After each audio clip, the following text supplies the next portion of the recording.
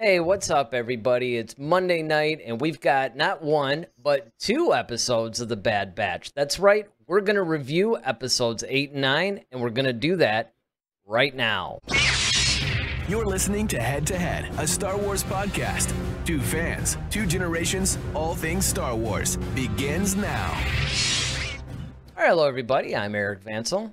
And I'm Daryl Sanders. And we're your hosts for this show. So, as I always like to do whenever we do these reviews, is we just want to get some overall thoughts before we really get into this. So, your overall thoughts for episodes 8 and 9, what were they? Well, I think it was really good. I'm really happy that the direction that the show was going in. These two episodes did not fail at all. From the action to the drama, we got some surprises, and of course, we got some questions that we needed answers for. Finally, got answered for us. So, I mean, overall, I'm ecstatic about it. It was great. I can't wait to see, what the rest of the season holds now, because I think, business has definitely, picked up a bit. So. I'm all geeked up. Yeah, and I would have to agree with that too, because one of the things that I will say is that these were really pivotal episodes where, like you said, we really got a lot of answers in this one. And I think we got a little bit of a sneak peek on where this show is going to go from here. Because up until now, it was basically we're seeing the Empire through the eyes of the Bad Batch. They were going to be the window into this world that we were only now being introduced to. Obviously, we've known after episode 3, the Empire really takes a foothold across the galaxy. And then by the time of episode 4, they're pretty much the legitimate government. I mean, there's some opposition, but not too much. But we never really saw the formation. We never really saw, well, how did clone troopers merge, or I should say morph into stormtroopers? We never got to see any of that. And so now, through these particular characters, we're getting to see some of how that's being built. But I think it's now, through these two episodes, that we're really starting to see where this particular story is going. And yes, we got a lot of really cool surprises in this. So we're going to go ahead and start breaking these episodes down and giving our thoughts on them. And of course, we have to right away give props. I do this all the time to this guy, Cad Bane. We had always wondered when Cad Bane was going to make his return to this universe. And finally, at the end of episode 8, we get to see him. So it was a little bit of that. And then, of course, in episode 9, we get to see a little bit of a reveal for Omega. We find out a little bit more about what her story is and how she's playing into this overall plot line. So why don't you take us through, maybe not too much detail, step through a little bit, because obviously we want people to go and watch these. And we are assuming, by the way, this is a total spoiler review. It's like, if you guys haven't seen this, you might want to turn it off now and go check it out. But come back. Yes, but definitely come back. Exactly. So why don't you walk us through these episodes? We'll start with episode 8, and we'll just talk about it, give our comments on it, because there's really a lot of cool stuff to go through in this. Okay, sure. So we found ourselves back at Braca, where our heroes are kind of still stuck in this old Republic cruiser. And as they're in there, they kind of realize that there's a lot of armament that's still available to them, for them to use, and for them to sell, because, as Hunter quite eloquently put it, they're no longer a part of the government anymore. Before, these guys were kind of taken care of by the government, which he made, known once again. And so, now they kind of have to do things on their own. Now they have to kind of find their own means of living, income, housing, all that stuff. Like it's all on them now. And so now they had that startling revelation. So they realized, hey, with all this armament and stuff in here, we could sell this stuff, and then, we can make quite a bit of coin off of it. But then also, they also are reminded that they have a debt to Sid, that is kind of outstanding. I don't know how much popcorn, Wrecker and Omega were going through over Right, there, but yeah, on their you tab. know, Well, one of yeah, the but things that I think is really interesting and cool about that whole angle too is the fact that, again, it sort of harkens back, and there was a line in this where they were saying, well, if they had just gone on with Rex, they wouldn't have to worry about Sid. They wouldn't have to worry about a lot of this stuff. And hmm that's talking about where the clones are missing that old life that they had. hmm Because you have to think about how hard that must have been for them. Because now it's like you said, they're going on this whole thing. They don't understand. It's a different way of life. Even these guys, even though these guys were more of a rogue squadron type of a thing, see what I did there? I do. Basically, still, they were still clones. They still, like you said, they were taken care of by the Republic and they were part of a system. And then who was it? Was it Hunter that said that Rex's path was, or Yeah, his Rex is destiny was on a different path or whatever? Mm-hmm. Yeah, and it's pretty much that one of those things that it would be tempting to do what Rex did. But they have a different kind of a thing. And I thought that it was really interesting because up until now, like I said, we're seeing the universe through these guys' eyes. But one of the things that I really love is the fact that we're also seeing their own struggle. It's not just seeing all the external things that are happening around them through them, but we're actually seeing their struggle and what they're going through and the changes that they have to make in this whole new world that's completely unfamiliar to them. Yeah, definitely. And that's the thing, it's completely new to them, and they're all making adjustments just within themselves as being these rogue kind of clones. But then they add another twist to it. Now they got this extra person now in Omega who now they have to watch over and try to train and and do all this stuff. So it's a complete 180 from what they were doing in their former life. And so, going into that, one of the things that we get the chance to see is that the bond between Wrecker and Omega. So as Yes. Hunter is having having this conversation with Rex, Wrecker is kind of having his own time with Omega as he's trying to teach her how to dismantle a bomb. And of course, she messes up on the first try, and she's kind of frustrated, but he's trying to once again give some encouragement as Wrecker can. But as I've often said that he's been more like an uncle, but in this episode, and as we're starting to see, he's kind of becoming more of like a big brother to her. Yeah, And I so that's agree. been really cool.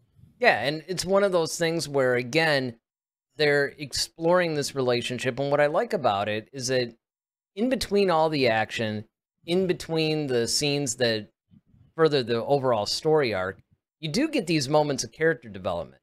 And that's hmm something that I think Dave Filoni has always just been a master of, or a master at, is doing the types of things that will actually add and deepen relationships, some of the character traits that we know. He takes the time to develop the characters. And I think that that's just so important in a situation like this, because largely these are all new people that we're meeting. I mean, yes, we were introduced to Clone Force 99 in season 7 of the Clone Wars, but it wasn't like we really knew a whole lot about them, So we're actually seeing them, meeting them, getting to know them. And then, of course, Omega's a new character. And one of the things that I really love, too, is the fact that they always manage to put some lighthearted moments and a little bit of comedic stuff into it, but without it being overbearing and silly and out of place. hmm Oh yeah, definitely. That's one of the cool things about this show is because it gives you a little bit of everything. It's like a perfect mixture of stuff. Mm-hmm. So after we kind of see, Wrecker kind of teaching, little Omega about the whole, detonator and the whole bomb thing, they're kind of going back into the ship, and that's when they notice, Omega tends to notice that this proximity alert thing keeps going off. And, of course, he's asking the rest of the guys about it, like, hey, what is it? And Tech is like, oh, it's just approximately like, this is an old ship, it's been damaged, it's probably just set off by some wire. But then like 2 seconds after that, you got some shuttles landing right in front of them, and they're like, nope, this thing is still full functioning. So, and then that's when they realized that, all these troops had landed from the Empire, and they're led by one of their own, Crosshair. Yeah, and I was wondering, actually, when Crosshair was going to make his return. They had shown a few scenes with him, sort of off and on, but you knew that there was going to come a time where they were going to meet up with him again. Yeah, and it was cool to actually see early in this episode. I'm trying to like not touch on every single little detail, but they did have a scene where Crosshair did go to his superiors and was like, it's Clone Force 99. You're going to need more than just a couple of guys to go get these. You need like at least like 3 or 4 squads to kind of to deal with them, and so they kind of put him in charge to do that. I really like the fact that they do things like that. That they basically. They're taking each part of the story and they're giving it its weight. You don't really ever feel like they're leaving anything out. Right. And that's one of the things that I really thought was cool about this episode is that you do get to go back a little bit to the Empire, because this has basically been, I think maybe the last couple of episodes have pretty much focused on the Bad Batch and Omega, and been taking place off world. We haven't really seen too much about what the Empire was doing. We've seen what the Kaminoans were doing, but not necessarily what the Empire was doing. So it was kind of nice to go back and actually see, hey, remember these guys? They had a little bit in the story too. So I thought that was really cool. Oh yeah, definitely. So let's see. So now the Crosshair showed up. So now, of course, they're like, all right, we got to kind of take some defensive positions. They start grabbing, their weapons and, some of the extra armament that they kind of had, that they found. And they were just trying to kind of come up with this plan to get out of there. But, as they were, going through all this, Crosshair being who he is and knowing them so well, was cutting them off at like every pass. So which everything I thought was that they, awesome. Yeah, it was as cool as like you can't like almost outsmart your own. I know how you guys think. So, they pretty much were trying to go down one way and that didn't work. And they tried to go down another way and they actually got cornered at one point, and then they caused like this big distraction. And of course, Wrecker being who he is, I mean, this guy just actually was able to pick up a photon torpedo and not only just like pick it up, but he actually like hurled it to the point where it exploded. So, that was just and really this sweet. is a reason why. I hate to nitpick, but I know where you're going with this. when Fennec Shan was, you know what I'm saying? It's like, yeah, really, this guy can do. One of the things that we brought up on the last show was there were some people that I remember that were chatting in. They were like, well, yeah, but it wasn't really his strength or something like that because it was kind of a close combat or whatever. I mean, people were somewhat making almost excuses for why she was just throwing him around and kicking the crap out of him and all this. But I'm like, look, this is what I'm pointing to. The thing is, like, all the stuff that we've seen this guy do before, but especially a couple episodes later. Right. Look at all these things that he's able to do. And you're just thinking to yourself, really? I don't think that this guy could be taken out so easily. I get that bounty hunters are skilled. I understand that. But this guy's got to weigh how much? Well, not only that, but it's just the fact that, like, to that point, yeah, bounty hunters are super skilled. Yes, they are. But he's still a clone trooper, though. Like, he's still trained. Not only is he a clone trooper, he's one of the more elite clone troopers. Yeah, so it's not like he's just, some big oaf. I mean, and that's the problem that I had. They basically, they've done this in the Clone Wars with the Jedi, too, where when they want to advance the plot in a certain way, the Jedi will conveniently be a little bit weaker, less powerful, in order to fit whatever they need for that storyline. And I always thought that was cheap. It's like, look, these guys are either, this powerful or they're not. And you can't keep sliding the scale based on what you need them to do that week in order to advance your plot. So that's the only criticism that I really have. But I have that with the Star Wars franchise as a whole, really, because this is true even in the movies. Well, yeah, there's things that we've often said that, like, well, all you gotta do is use the Force, or just choke them, or it's kind of like, why would you use the Force in this instance, but not this instance? Right. Like, for instance, Luke should have just Force choked the Rancor. Right. Or, what's his name? Moochie? Yeah. Moochie. No, he's got a name now, so we almost have to use it. Yeah, or Moochie and Grogu.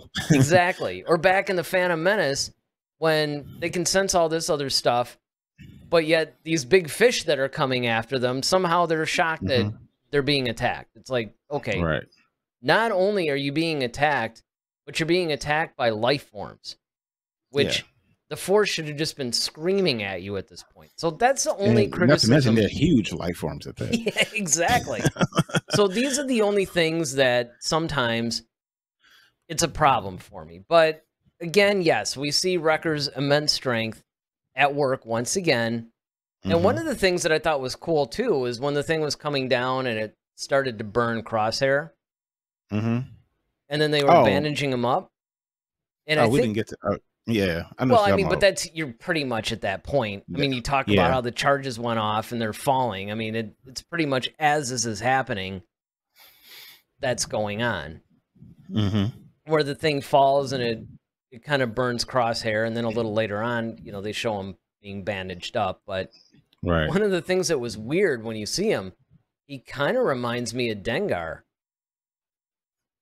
And it was so close. There was two theories that I had when I saw this, because I'm not sure if it's going to be a permanent thing. I mean, are they just bandaging him and then it's going to heal and then he's going to be back to normal? Or he looked a lot like Dengar when he did that. Now, Dengar's got his own origin and all this other stuff, so I don't think they're going to try to retrofit that. Yeah, I don't think they're going to retcon anything like that. That would be, I mean, you can't put things past them, but that just seems a little weird to me. But another theory I had was, what if he ends up becoming an Inquisitor?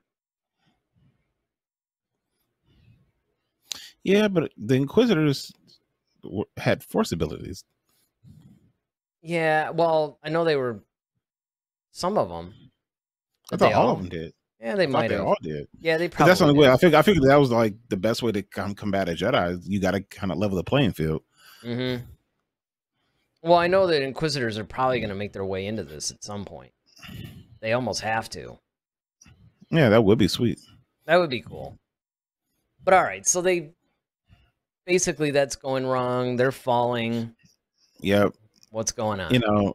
So then now, they're making a mad dash, trying to get back to the ship. And when they get back to the ship, they realize, hey, some of these people have been, picked off already. Like, okay. So of course Hunter's so Hunter is now like, okay, Omega kind of, relax, chill out, and then that's when he comes face to face with the one and only Cad Bane. And I really love the way that they brought him in. Especially when, Hunter was basically going, well, somebody made quick work of these. And he's like, well, it's not work, really. I mean, Cad Bane is still Cad Bane. He's still the coolest gunslinger, like, ever. Yep. Very calm, very cool. I mean, I've always loved. Super confident, Yeah. I mean, I just love the way that this character is. And I'm glad that they didn't really alter him that much or change him in any way. He's still exactly who he's always been. And so naturally, definitely. He's kind of got that. They kind of gave him that Clint Eastwood, dirty hairy kind of guy, vibe. But so now Cad Bane is facing off with Hunter, and it's just like a whole Western thing. They're about to have this whole like gunslinger like, and I love that, man. I love the whole Western vibe that they gave this. And it gave me some Mandalorian vibes, actually. It did. It really did. Which further strengthens that, Yeah. And the whole time you're just kind of wondering, like, Hunter, I want Hunter to win because it's like, but you just know, like, you just have a feeling like Cat has got to get the edge on them. And the fact that he was just so fast. Oh, I know. To the draw, man, and just like took him out. Well, I'm glad they did that for a couple of reasons. Number one, and they alluded to this. I mean, Cat even had some of the lines, like basically saying, look, I've been fighting clones for a long time. You know, this isn't going to end well for you, basically. And the other thing is that one of the things I always hate is when they bring in some super powerful character and then just waste him. Mm-hmm. So on one hand, you're just thinking, look, if you're bringing Cad Bane into this episode, he's going to win. At some point. At some point. I mean, you know he's going to succeed in this case in kidnapping Omega, because why else would you bring this character in at that point? You wouldn't waste a character like Cad Bane for something like that if you're just going to have him lose to Hunter. And the other thing that's interesting too is that Hunter then sees, hey, who's this guy? Yeah, exactly. But so now, you know, he pretty much stuns Omega, puts her on board the ship, and, you know, carries off with her. And then it was kind of like, it was funny because it was totally like a Call of Duty moment when they had like, and they were dragging Hunter and he was hearing the voices. And they were like, you were seeing things through his eyes. They were like, hey, are you okay? Eyes and all that. Yeah, it totally was, man. It was totally one of those Call of Duty moments. So I thought that was really sweet. And so, you know, they finally kind of got him up because now they're once again, you know, on the run from Crosshair because now he's kind of returned. So that, look, man, we got to go. And it's like, no, we can't leave Omega. It's like, look, she's long gone now. We got to bail out of here. Otherwise, you know, we're not going to be able to we really won't be able to do anything to help her. So we got to regroup. And, you know, that gives us the end of episode 8. Right. Which one of the things that I think is kind of cool, and we didn't plan it this way, but because we got a little bit behind in our reviews, it was nice that these are the 2 episodes that we had to review together, because if you really think about it, they're kind of like one continuous episode. Oh yeah. I mean, definitely. Episode 9, which is called what's it called? That I don't know. It's like Bounty Hunters. Yeah, it's like I think it's called Bounty Hunter or something. Yeah, Bounty Hunter Lost or something. Bounty Lost, I think is what it is. But one of the things that I think is really cool is that it literally picks up right after Cad Bane takes Omega. So it is, in every sense of the word, it's basically almost like a Force Awakens Last Jedi kind of thing, to where it picks up immediately after the last one leaves off. So we really lucked out in the sense of, if we had to review 2 episodes at once, that it's these 2 episodes, because it really does play like one big continuous thread. Like one big episode. And what's nice is this is the episode where we start to learn a little bit about Omega and why they want her. Yep. So this thing kicks off. They're on the run from, you know, Crosshair. They're still getting chased by him, and then, you know, they eventually make their jump to hyperspace. And we also see, you know, Omega. She's, you know, at the bottom of Bane's ship. She's kind of in this little prison that's, you know, blocked by ray shield, and Bane's little his little droid. You know, yeah, that little droid kills me. I love that. I mean, I'm so glad that they've kept him. I almost want him as a toy, man. Like I almost want like a little talking, right? Whatever. I mean, he's just so cool. He kind of reminds me. What was that one? It was that one Death Star type droid that they had in Rebels for a while. He kind of has a similar type of a vibe. I mean, maybe not as deadpan or whatever, but it was a similar type of a thing. And I love it when they have these droids that have definite characterizations to them.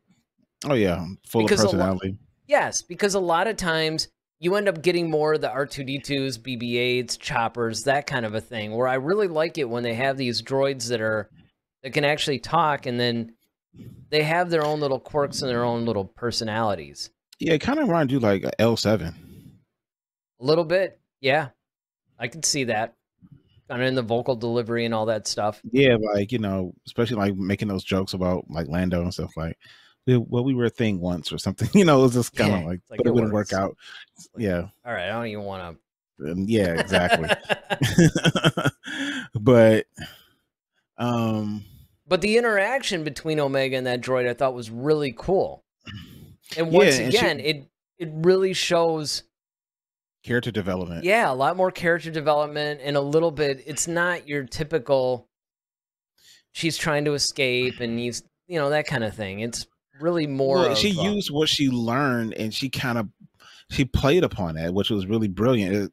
She was just like, it kind of reminded me of the episode of, once again, I know we always can't go without making a Star Trek reference, but not lately it anyway. it reminded me of that episode on Next Generation. I think it was called like Rascals or something like that, or something where when the crew basically turned to little kids. Yep, that was it. And they kind of had to start acting like a child. So she was saying things like, well, what can I really do? I mean, I'm just a kid, basically. And so you are a prisoner. It's like, yeah, but I mean, he's not a really good boss to you. I mean, he's not, he's not a good friend. And it was, at first, you're kind of thinking Omega is just really trying to be this thing's friend. But you can still tell that she's like, no, I'm being deceptive, though. Like, I'm trying to earn its trust to hopefully get myself out of this. So I thought that was really cool because she was really clever about it. But she used what she knew as being a kid, like, oh, yeah, I've done this stuff hundreds of times, Well, that's one of the reasons, again, why of all the more kid-like characters, Omega is probably my favorite, because it's not even so much the type of a character that she is, it's how they've written her. She's not overbearing. She's not the typical character. And I'm not even talking about in general. I'm talking about just Star Wars-based kid characters. Your Ahsokas, your Ezras, people like that. Even Luke to a degree. And Luke, Anakin, when they were all younger. Sure. I mean, a lot of times there's this balance here with Omega between she's not too silly, but she's not too serious. But she's also not too resourceful. That's the other thing that irritates me about, and this I can generalize, because anytime they have these kid characters, they're always like super resourceful and bailing the adults out or something like that. And that's not the case here. Well, I think what makes, what strengthens her character is because of where she comes from. Like, well, yes, being from Camino, there's a certain level of intelligence there. You know what I'm saying? So she's a little bit more advanced. Well, she is a clone. Anyway. So yeah, and that's what I'm saying. She's a clone, and then of course hanging around the prime minister, and like she's around the upper echelon of people. So she's picking up things as all kids do. Well, but I think a lot of that though is more the like I can see the politics, the poise. There's certain street smarts that she has too because of that. That she's very observant. When actually she guessed who Sid was, when the Bad Batch guys they had no idea. And it was kind of like, oh yeah, she picked up on that. So, but I mean, they just don't overpower her in any way. They don't make her super resourceful. It's all contained within what this character would normally be like. Yeah, and I really appreciate that. And so, as we move forward in our story, she eventually kind of convinces Bane's droid to kind of, let her out and help her fix his, his leg that had come detached because he got blasted off by Hunter. Yeah, and I guess Hunter was must have been trying to shoot too much in a hurry. Not really precise. Right, exactly. And so of course, Omega gets out. She escapes, and of course she's looking for her comm because she's trying to alert, the Bad Batch. She finds it, and just as she's landing, Bane comes down there. He's like, okay, he's calling for his droid. His droid is not responding, and only to kind of find out that Omega's flown the coop. She's bailed. So now he's got to go looking for her. So she's running. She's making contact.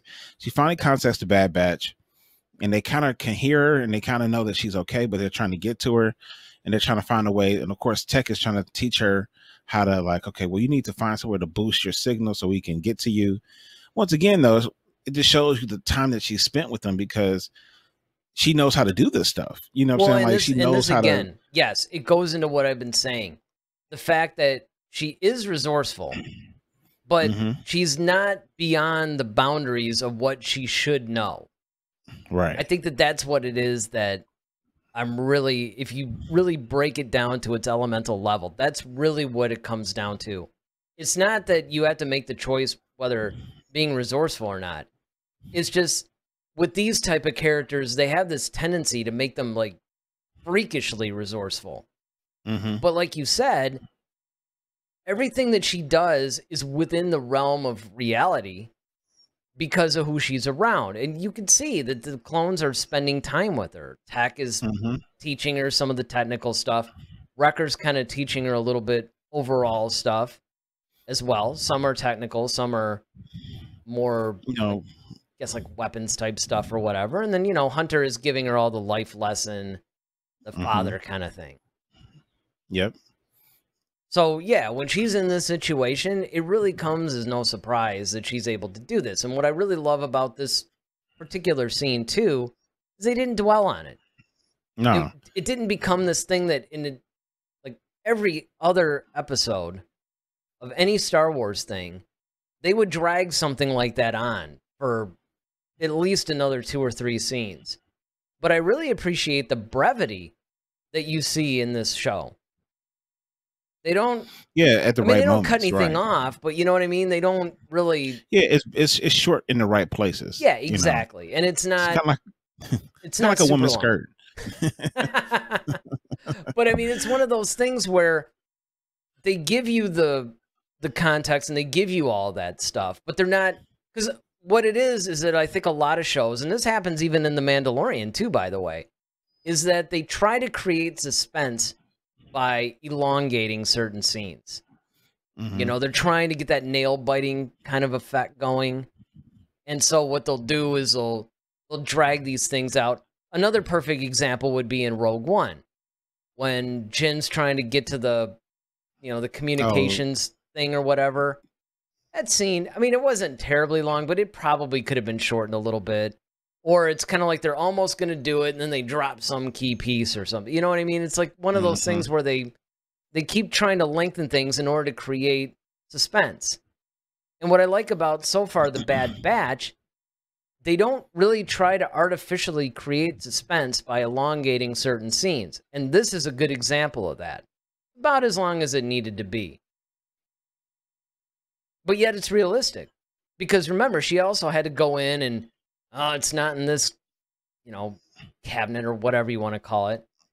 Right. She had to keep opening these doors and looking for a communicator, because it would also, you also don't want to make it too short, right? You don't want it to be like, you got to have that. You got to have that hint of danger. Sure, you got to have some danger. And the other thing too is you don't want it to be too lucky. Like, oh look, the first cabinet that I open and it's right there. Yeah, you don't want to episode 9 it. But anyway. Yeah, exactly. Oh man, yes. Now there's a perfect example of going the opposite way. Exactly. Like, oh, the dagger, look, it's right here. And oh, look, I'll just stand in this spot that we just landed in, and look, it perfectly outlines the location. Yes, exactly. How convenient.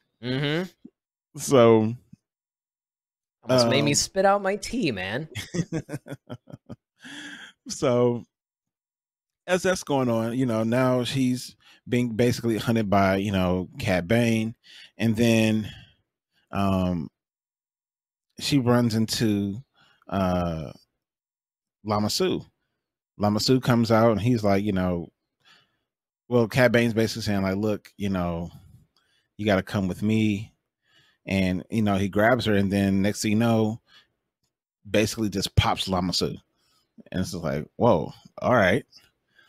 Next thing you know, Fennec Shan is back in the fray. Now Fennec Shan is back, and now the two of now Cat Bane and Fennec Shan are like squaring off, and they know each other very well. And of course, Cat Bane being as cool as he is, like, I'll clash you, right? Like, Yeah, I like I'm like a the better fact that he basically said, you don't have the experience yet to beat me. to deal with me. Basically, I mean, I thought that was a nice touch. I did too. And like he respected her, but it was just kind of like, you're not quite there yet. Right. You're not quite there yet. But they started going at it, and that gave Omega the perfect time to get out of there and get to the power source and boost that signal. So then she's trying to make it to like this little escape pod, and hopefully like she can get somewhere safe where then now the Bad Batch can pick her up, and now they can whisk her off to safety. But then once again, this pesky little droid keeps popping back up, man. And and the funny thing is, he always comes in right at the last moment, because what I thought was even hilarious about going back to episode 8 for a second is that, and we don't really know how this would have turned out, but Omega kind of got up and drew her little laser bow thing or whatever. If that droid hadn't come in and just knocked it out of her hands, who knows? Yeah, definitely. So,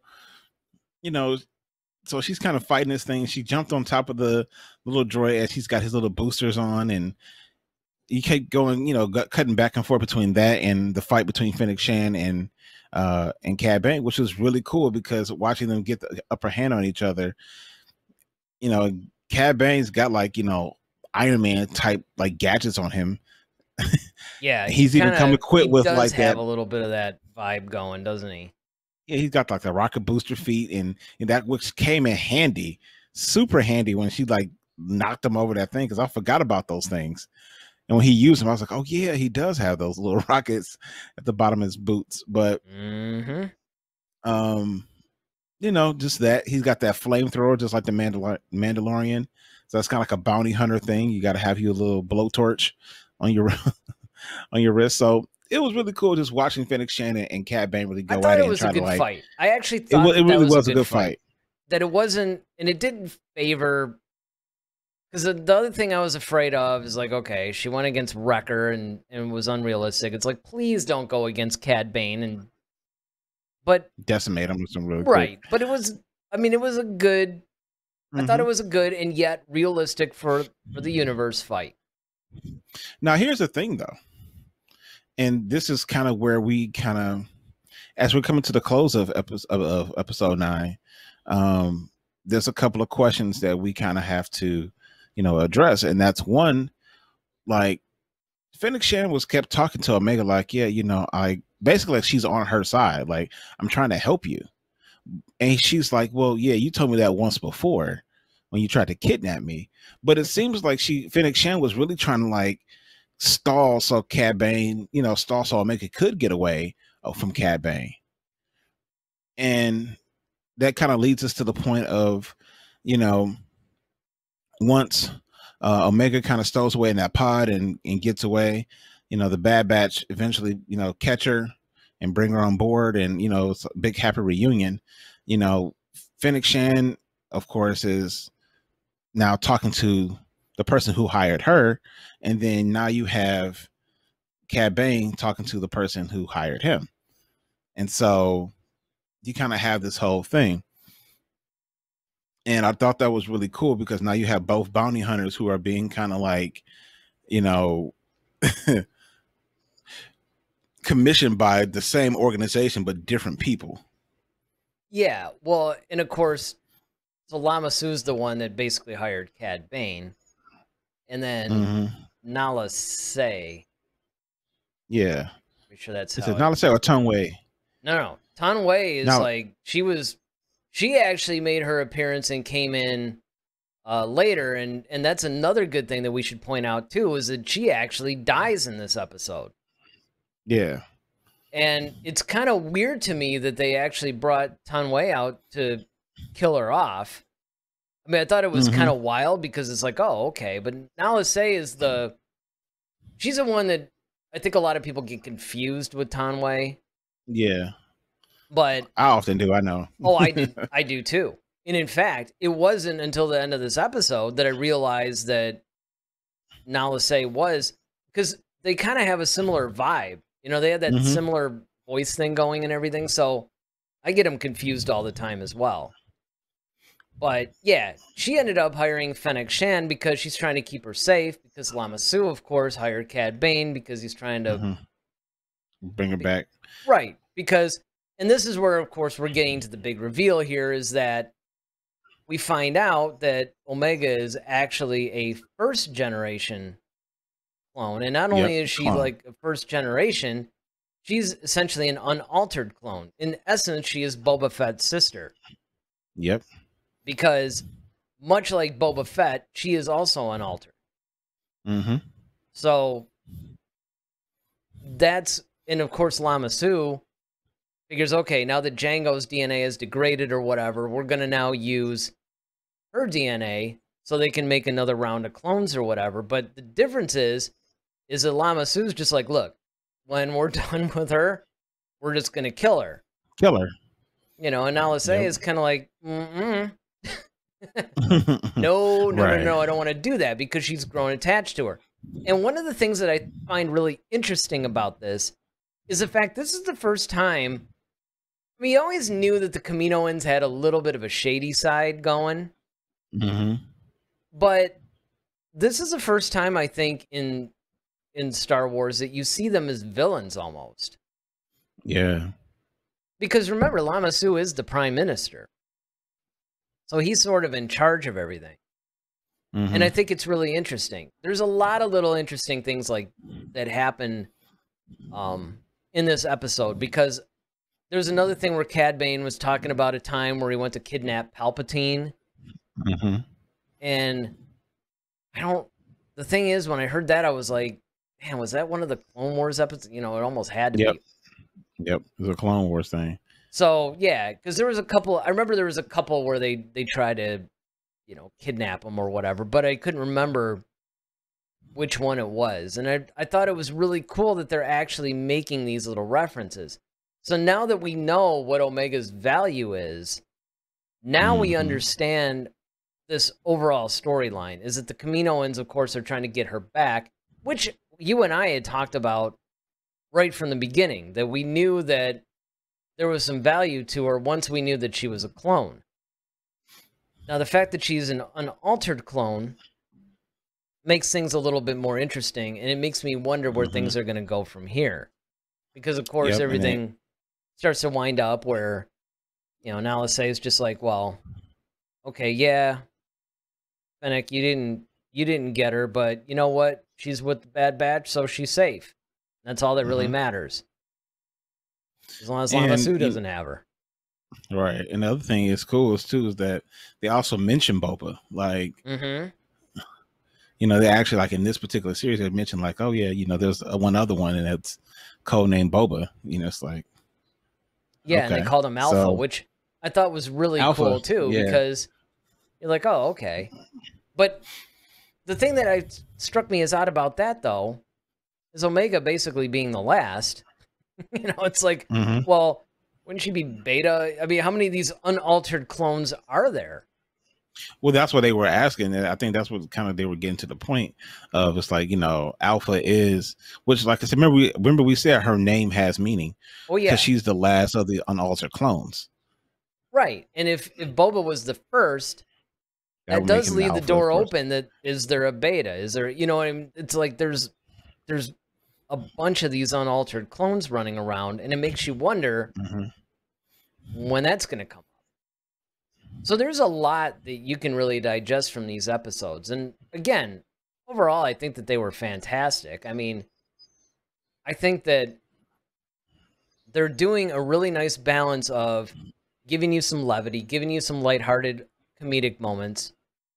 And they're doing a really good job, I think, of focusing on different elements of the plot. You have the Empire. You have episodes where the clones take jobs from Sid and do these little, almost like side quest type things. You have, of course, the overall story arc, which we delved into today. So I think that they're doing a really good job of having all of these elements of the greater story moving forward simultaneously without really losing too much from each one.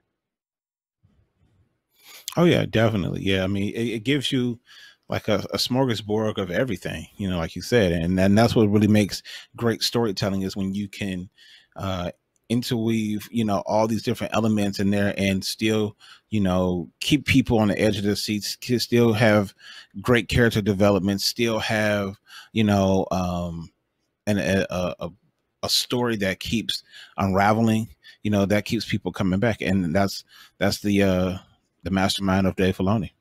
Yep. And I'm really looking forward to episode 10 now. Oh, yeah, definitely. Of course, will come out this week. And we know that there's going to be 16 episodes of this season. So I'm really looking forward to seeing where the next 7 episodes are going. Because we're just at the halfway mark, pretty much. The last episode technically would have been the halfway mark. So there's a lot more to go. There's a lot more to explore. So overall, you would say basically the same thing? Oh yeah, definitely. Couldn't agree more. Okay, well, I think that's going to wrap it up for tonight's show. Apologize for not being live. We actually did go live for, 10 minutes or something?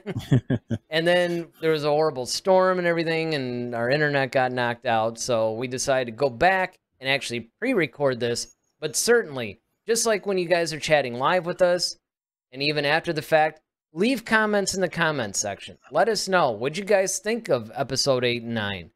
What do you guys think of Cad Bane's appearance in this? Are you happy with the reveal that Omega could be, well, not could be, but actually is Boba Fett's, I hesitate to call her sister, but she's another unaltered clone. Do you like where that's going? Make sure you leave a comment in the comment section. And of course, while you're there, don't forget to hit that subscribe button. Subscribe, hit the notification bell so you know when we come out with other content. And as always, hit that like button so we can continue to bring more and more episodes of the show, as well as additional content to you. So with that, I'm Eric Vansel. And I'm Daryl Sanders. May the Force be with you. Always. Head to Head, a Star Wars podcast. Be sure to follow us on Twitter @HeadToHeadSW. Submit your questions for our next show. Visit our official website at headtoheadswpodcast.com. Until next time, may the Force be with you, always.